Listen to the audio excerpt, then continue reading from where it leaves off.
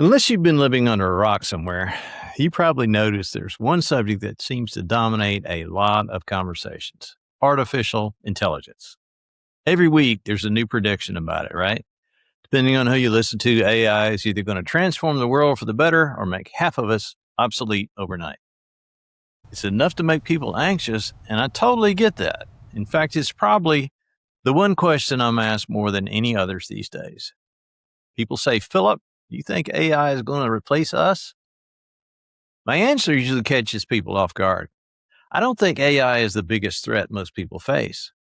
I think refusing to pay attention and adapt to change in general is how people get replaced. Despite what some people want to believe, we don't live in a static world, and we never have. Everything is in a constant state of change, and ignoring that fact is what will cause your downfall. I promise you that. I've lived through every major technology shift of the past 40 plus years, and in this video, I want to show you what I've learned and how I'm still here growing and thriving, and you can too. If history teaches us anything, it's this: the people who excel during times of change are the ones who stay curious long after everyone else has decided they've learned all they need. I can tell you with certainty, falling into that complacent mindset leads to mediocrity and to failure every single time. You know, the older I get, the more I catch myself thinking about things that younger generations have never experienced. The other day, I was listening to a discussion about AI, and my mind wandered back to the public library where I used to do research for high school projects. If you're under 40, you probably never used a card catalog to find that book you needed in the library. But for those of us who did, that wooden cabinet full of little drawers was the starting point for everything we did in the library. Before we ever touched a single book, you had to learn how to use that card catalog to locate what you were looking for. Every subject, every author, every title began right there. It wasn't the knowledge itself, it was simply the system that helped you find the knowledge. Slowly, libraries began replacing those cabinets with computers. Some did it quicker than others, and of course, the University of Tennessee was one of the first in this area. I'll never forget the feeling of puzzlement at my first visit to the main UT library and seeing two computer terminals sitting right beside the card catalogs. Within a year or so, the card catalogs had disappeared. The point here is that while the method of access had changed, the information content itself, the accumulated knowledge, had not changed at all. The books were still sitting on the same shelves. The authors hadn't changed. History hadn't changed. Science hadn't changed. The only thing that changed was the pathway you took to get there. Some people adapted almost immediately because they understood the computer made the process faster. Others resisted and complained loudly. They liked the old system. They trusted it because it was familiar. At that point, it really didn't matter whether someone preferred the old way. They could either learn the new system or make it much harder on themselves to access exactly the same information everyone else was finding in just seconds. Does any of that sound familiar? I believe we're standing in a remarkably similar moment in time. I don't think AI is replacing the books. I think it's replacing the card catalog, the pathway to the knowledge. Human knowledge still matters. Judgment still matters. Experience still matters. What changed is the way the information is gathered, organized, and presented to us. It's a very different thing than replacing human beings. I've watched businesses wrestle with the arrival of fax machines, mobile phones, desktop computers, email, the internet, and now cloud computing.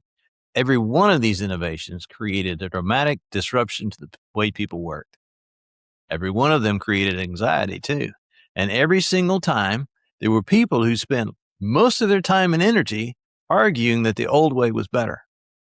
And sometimes they were right, for a little while anyway, especially if the new technology had some bugs to it. But the world moved ahead anyway. The bugs got worked out and life became better. That's why I don't spend much time pondering whether AI is good or bad. I don't think that's a useful conversation. Technology itself is neutral. The real conversation to have is how we're going to harness it and improve our lives, our businesses, and our society in general. Some people will spend the next 5 years complaining that everything is changing too fast. And others will quietly begin learning how to use these new tools to become more productive, more creative, and more valuable to the people they serve.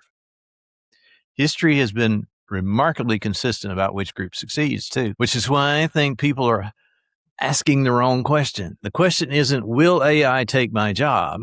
The correct question is, what part of my job should AI take? And then prepare and restructure for the answer to that question. If artificial intelligence can organize information faster than I can, I don't feel threatened by that. Quite honestly, I'm grateful for it. If it can summarize a 50-page report before I've even finished my first cup of coffee, awesome. That frees me to spend my time doing what creates the greatest value for the people I'm here to serve. I've never believed people are paid for the moving information around. They're paid the most for what they do with the information. You know, the saying, knowledge is power, is very misleading. It isn't knowledge where power lies, but the application of knowledge where power lies. And nothing can do that better than the human brain, plain and simple.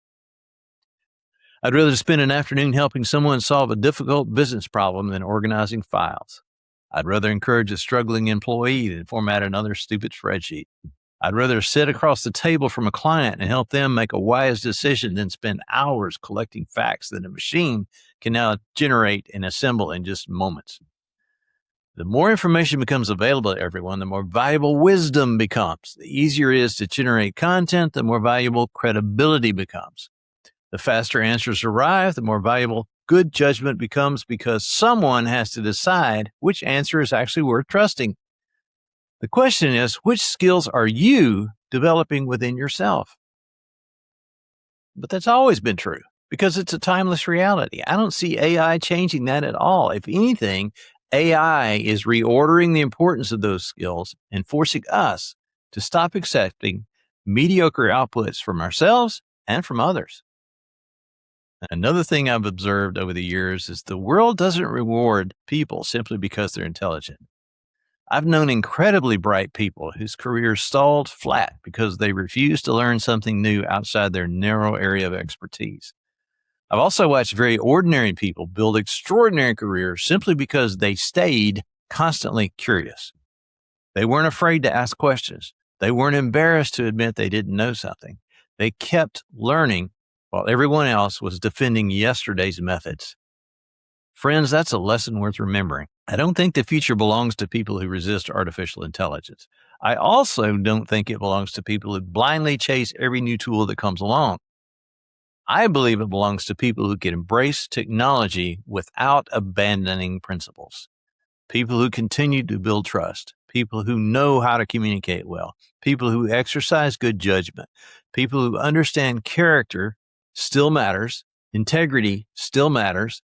And serving others still matters. Those qualities have survived every technological revolution I've witnessed, and they'll survive this one too. So the next time you hear someone predicting that artificial intelligence is going to replace people, I hope you'll picture something different. Picture that old wooden card catalog sitting quietly in the corner of a library. Then remember, the people who succeeded weren't necessarily the ones who loved computers the most. They were simply the ones who recognized the world had changed and decided to learn a better way forward instead of wishing for the old one to come back. Don't be that person standing in front of an empty card catalog. Walk over to the computer, learn how to use it, and then spend your time becoming even better at the things that only another human being can do. That is how you prevent being replaced by AI. If this message resonates with you, be sure to subscribe and hit the like button. And let's not keep this channel a secret. Share this video with somebody who needs to hear it. Leave us a comment. Let's start a conversation.